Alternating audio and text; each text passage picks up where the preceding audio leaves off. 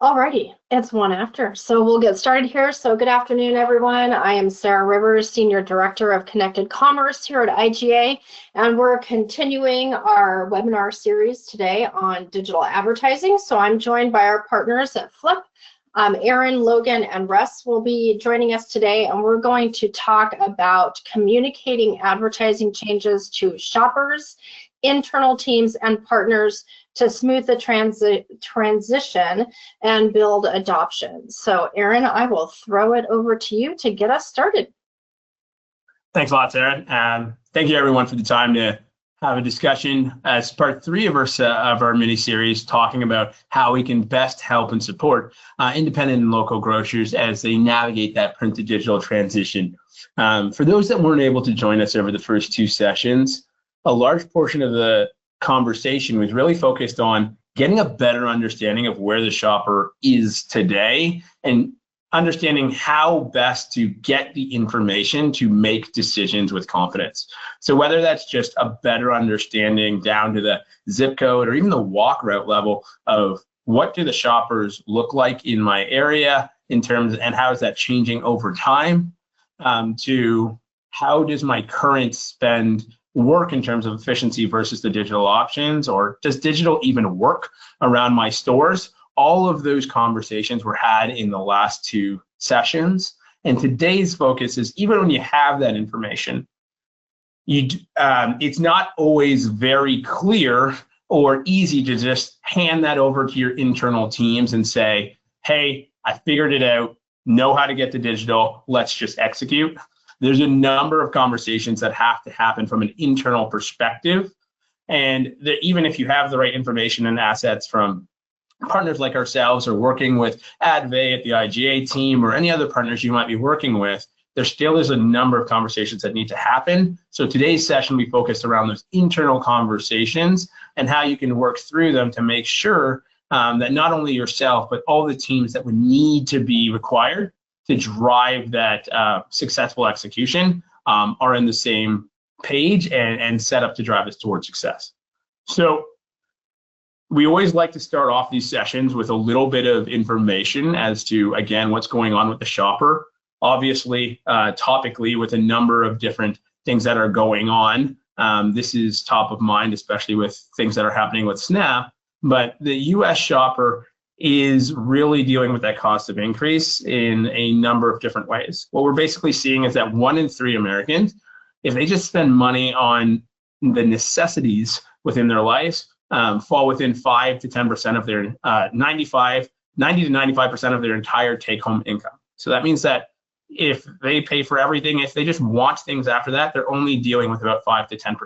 That's why we start to see things like impulse purchases and the amount of research.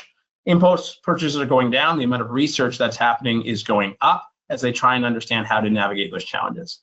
In addition, although there was wage increases during some portions of the pandemic, with the cuts that we've seen with some organizations take, wage increases have now decreased. So some of the increases in pricing for food had been offset by wage increase, but that's no longer the case, which means that more people are now using savings to pay for their food. All of this helped drive the need to go towards digital because of the accessibility of information and making sure that when those decisions were being made, if it was outside of the house or in places that print's not always readily available, people always had the information to make those decisions.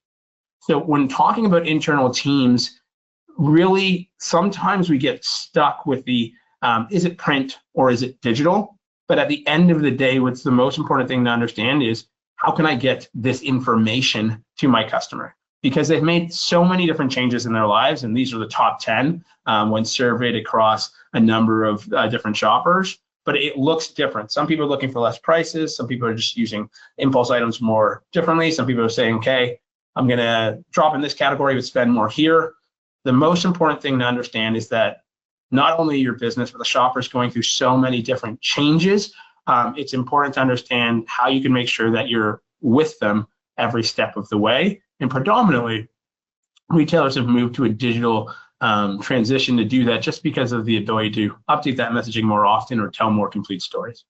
But again, it's not about print or digital. The only people that really talk about that are marketing teams. It's really about that accessibility of making sure that everything that's needed to make those decisions is available in one place. So if you now have the information from the first 2 sessions, or you've done a lot of work to say, okay, I actually have confidence that this is something that I want to be able to do for my business, there's always going to be people that come with different perspectives. So kind of a question that I'll ask the broad audience, you can type it in the chat or not, but I assume I already know the answer. Even if you were a staunch believer in digital, is there somebody in your organization or even yourself that still loves print or traditional channels, whether that's radio, TV, or other ways that you've been communicating, that still feel like, hey, that's the right way? And maybe because I can't touch digital, I can't see it, I don't know where it's always being distributed, I have challenges with that. If you have someone like that or are that person, that is completely not only normal, but a part of the experience that everyone goes through in those digital transition conversations. So what we've done is work and take a look at some of the ways that retailers have tried to say, it's not, again, what I think, it's not about what you think, but let's actually find ways to communicate with the shopper to understand, can they tell us what's most important to them? Because at the end of the day, what we've basically seen is that there's a proactive approach that retailers take or a reactive approach that people take. And no matter whether you believe it's print or digital, the best results are when you are using the information that you have that's available to create strategies. So when those changes happen in market, like a publisher going out of business or inability to reach print for whatever reason, you already have a plan. When people think print or digital, it's normally in the proactive side. When those changes happen and you don't have a plan, it's really not about, again, choosing the medium. It's how do I just get that message out immediately? And that is where we see faster movement, but often it's using less insight and it's more just how can we get as much out as possible. At Flipp and with IGA, we support both different realities that come from this experience, but we always want to say, if you can get ahead of the challenges that you might have in market to get that traditional printout, let's always make sure that happens, because I think no matter if you're on the print side or the digital side, you never want to get caught flat-footed where you don't have a way with confidence to get your message out to your shoppers. So what we've definitely seen is people saying, okay, whether it's by sales within a region or even taking a look at the number of audits that, again, Advay or Flipp can put forward, or just the assets that are put out by the newspaper association to where print's available. They say, if print's already being challenged, regardless of my decision, maybe I can start using those areas as the starting point. So I'll actually already just take the data that, again, regardless of the way I feel about either medium, have that to be available. Also, if you're talking to different people in your business, one of the biggest challenges isn't the fact that even if people believe digital is the right way to go, there's a focus to understand what happens if someone doesn't know we've made that change. And it's not about whether the decision is right or wrong, it's how do we make sure we're not leaving any customers behind. So what we've seen with a number of retailers are different ways of actually just sending out a message in either even in newspapers saying, hey, we're going to be getting out of print in the next 4 to 6 weeks. Here's a QR code. You can find us on the website, find us on our app, find us in our emails, and find ways to always know where to get our messaging. So it's not necessarily about making one switch or the other, but always making sure that the customer is a part of that journey. Another thing that we've done and what we've seen retailers do to help build that confidence and kind of have that objective view is ask the shopper. So whether people have done this on their POS machines at the checkout to actually say, hey, do you read print or not? And just like press 1 if you read print, press 2 if you look at our ads in digital. We've seen people create smaller focus groups or have that as an appendage to their emails to just get that information for their customers. Those are different ways that you can work to understand exactly what is that true number. The challenge is that when we've done these types of studies, typically it falls within the national average. Between 5 to 11% of people are reading print. So it is helpful to understand that maybe it is time to make that transition. Sometimes the challenge that we do see is that the responses are coming from different places. It's hard to execute that strategy, and that's where you'd work with our teams again at Flipp and Adbay to understand how we can best help you to ensure that, again, we're not leaving customers behind, but we're still able to remove some of the inefficiency in the way that we get our messaging out. The last thing is whether if we're seeing sales that are going into a market where we've given print every week for the last 10 years, but now sales are decreasing and we're still giving the same amount, we can use those as starting grounds to say, let's educate the shoppers in those areas, but actually remove the print. And if we see no drop in sales, then maybe that gives us the confidence to drive that decision on a more long-term basis. But at the end of the day, whether you're pushing out the message, you're asking shoppers, you're using data and information from other sources or your own sales data, you do need to understand and do this at a steady pace, not try and do it all at once, because there are challenges when you move too quickly. We've seen teams move very, very quickly and remove print within their markets without actually educating or letting the shopper know about what was happening. And often, more often than not, they have to go back into print because there wasn't enough of an education system to keep the customer in the loop.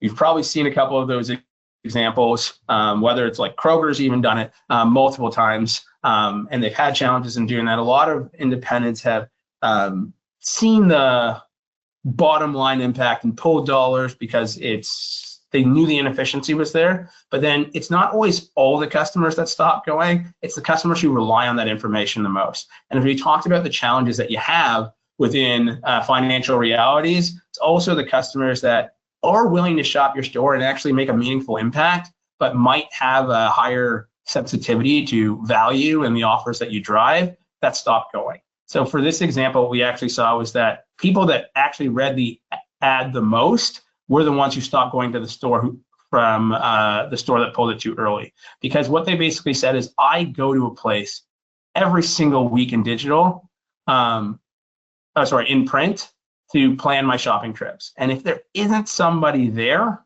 then I'm just not going to shop their store because they're not where I choose to have that. So even if that's happening, and as a digital company, we'll say, if you have a customer that only plans in print, if you haven't educated them on where to go digital, don't change that if you're not willing to potentially lose that relationship with that shopper. So it's always about how and when versus whether to do it or not. We always take the look to say, okay, how can we make sure with your teams, we give you an idea on what the shopper profile is? What's the most important thing that you're looking for? I think that's always important to have the goal. Sometimes you might say, let's go to digital because we're going to save money. But you might be talking to someone internally at your team that's really focused on building new shoppers and driving increased loyalty and acquisition. If you're going to be having the conversations with any of the people that you have within your organization, always make sure that you have the opportunity to be matching the KPIs and you have a firm measurement plan. Once we have that, it's really about understanding how can we put it all together. So what we typically say is, like, this is just an example. It's not going to be for everything that you'd be doing, but find the markets based on the goal that you have that is most important to your business, whether it's helping stores that are lower in sales or maybe it's competitive action that's come in, and then make sure that you have every single person along that value chain understand exactly how and when that change is happening. So what we say is, one, give yourself about 4 to 8 weeks, understanding that shoppers are going to different stores and not everyone's going to go to your store every week. You want to give them the opportunity to at least have 1 or 2 months to prepare to understand, hey, if I'm going to get my circular, I know exactly where it's going to be in digital. I'm understanding it's not going to be in print anymore. We've also seen store managers and associates be aware where every single person at the cashier says, hey, just so you know, this store will not be getting print circulars in the next 4 weeks. You can find it on our email. Here's our app if you want to have the QR codes at the cash register. But again, just making sure that you're never losing that opportunity to educate shoppers on the plans you're moving. And then depending on your relationship with your merchandisers and your vendors, they are paying for programs and they find out afterwards that it actually didn't go out on print. Sometimes there are challenges there. So just based off of what you're able to do and what that relationship looks like, it's always a good idea to keep other strategic partners in the loop. After that, you can understand again, it doesn't have to be 85%. It can be a number of different percentages that you take from your print budget to then put back into digital. But you have the opportunity here to say, okay, how much can I save and then maintain sales? Our goal is always saying, if you can materially reduce your marketing spend and maintain and grow sales, that's a win as a starting point. But you need to make sure that if sales is the objective, we have the right measures in place, because again, whether it's internally for your teams or just the way that this will be evaluated from executive teams, sales is always that opportunity to understand how we can, if this is working or not. And we have different, again, opportunities with either Advay or Flipp or working together to understand how we can put that together for your team. So when we put that together, what we also say is that when you move from print to digital, you have to be in the different formats and not just use the PDF that you had before. Take advantage of the different opportunities you have now in digital to increase that experience for your shoppers in the new ways that they engage with content. One of the biggest challenges isn't just like the money that you're going to save or gain, it's that relationship with the shopper. And I do think one of the biggest challenges that we're starting to see with independents is that the customer they feel the most confident in reaching is that older customer who's had that relationship with them for a long time. But in terms of new relationships with new and younger shoppers, they're not as confident as to what's the format that people like the most. What's the way or the platforms where they're actually going to with the most trust to decide where to get the content to plan those decisions. So what we work with is having the opportunity to have your content across every different source where a shopper would want to be able to do the actions that move from that funnel activity to streaming, scrolling, searching, and shopping, having all the opportunities to do so.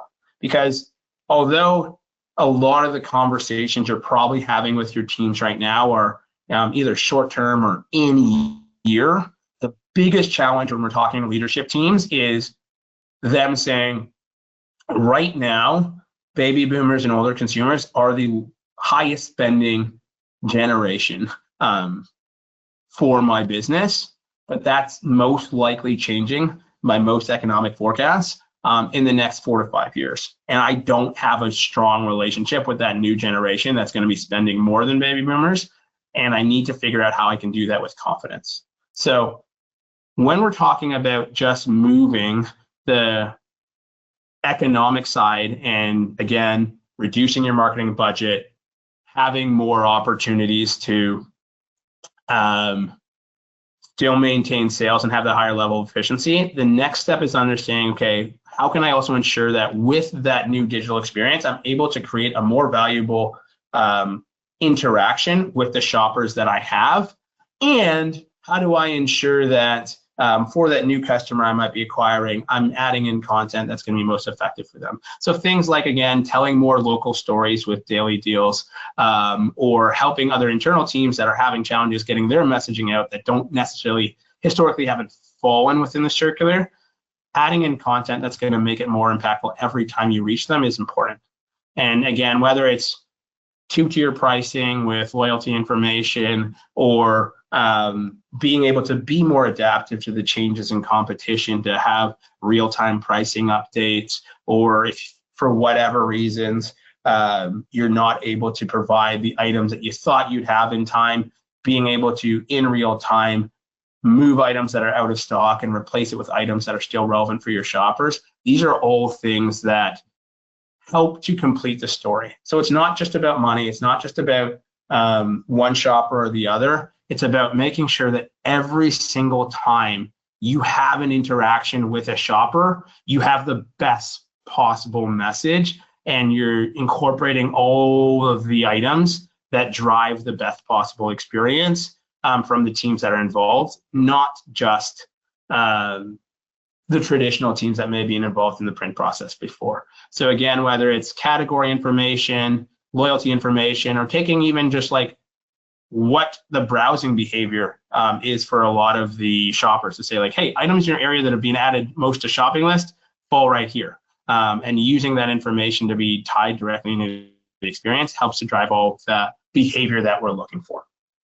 So again, whether it's animations or videos or looking at things differently than like static PDFs and product and price, we now will have the opportunity to say, what is the best way to tell the story? Where is the best way to tell the story as I make that change? Because we shouldn't just be relying on what we had before, but focusing on how we can best speak to the new shoppers and also the traditional shoppers that have been looking before that have also made a lot of switches to engage with content in this ways.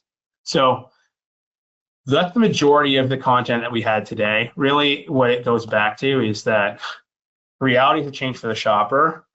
They need to know where your content is and be a part of the journey. We can use as much information as possible, again, whether it's from Flipp, Advay, all the other partners that you may be working with, but it's not just also about saving money or driving a new shopper. It's kind of look at it holistically, because the more solutions that you can solve with this transition, as opposed to taking one singular attack and approach, can actually drive more adoption and understanding across the internal teams that you deal with, knowing that so many other team members have different priorities and objectives. So if you ever want to talk about the path that other independents have taken and the conversations they've had to deal with internally and how they've been able to navigate those successfully, whether it is that person that only wants to deal with print at your organization or someone that's saying, I just need to understand how I can better reach the changing customers around my stores, both IGA and Flipp are always happy to help navigate those conversations and support.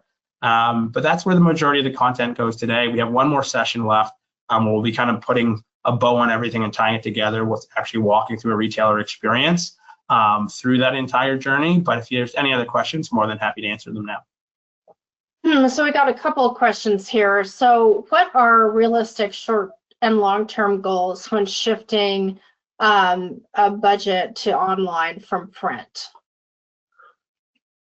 So I think that from the short term, it is removing inefficiency. It is just saying like where the dollars are not working and they're not supporting your business, they're not getting in front of shoppers, they are not helping you tell your story or helping your trade or shopper relationships. Let's remove that. And if we can just get to a point where we are confident that the dollars we are spending are actively driving results and getting in front of shoppers in a baseline, that's step one. After that, we have to decide, okay, we remove the inefficiency. We have dollars we can either take back to our bottom line, reach more shoppers if we're confident in the results that they're driving, or maybe improve our experience with adding e-commerce or coupon functionality or some of the things that we talked about there. That's normally a phase two. We'd say short term is just remove the waste, and then long term is understand how do we best compete is kind of the approach we have here at Flipp. Yeah, no, those are great approaches. And I think setting out those KPIs and those goals at the beginning is always good, right? To kind of manage expectations and really understand what the priority is because each retailer is going to be different. So those are great. And then the one other question we got, how can I encourage older customers who prefer print to engage with my digital content? So, the shopper right now is very fragmented between people that still use print, and then you've got Gen Z who are all, digital natives. So how have you seen stores kind of encourage older customers to use that digital format? I think it's really about increasing the value because we used to say, like, everyone always points to an older customer being like, they only want traditional, but they've made this transition in so many different areas. Like maybe they were the last people to get Google Maps, but they have smartphones because they use Google Maps. And why do they use that? Because like the map isn't just about telling you where to go. It's now about saying, hey, I can save time if I know the best route, if I avoid traffic and rush hour. And there's that incremental value that's given to them that says like, it's worth me making that transition. So when we think about the digital circular, it's really about, okay, am I going to be saving money? Am I going to have access to more deals? Is the loyalty that I've given you over the last 10, 15 years going to be incorporated in the message that you tell me?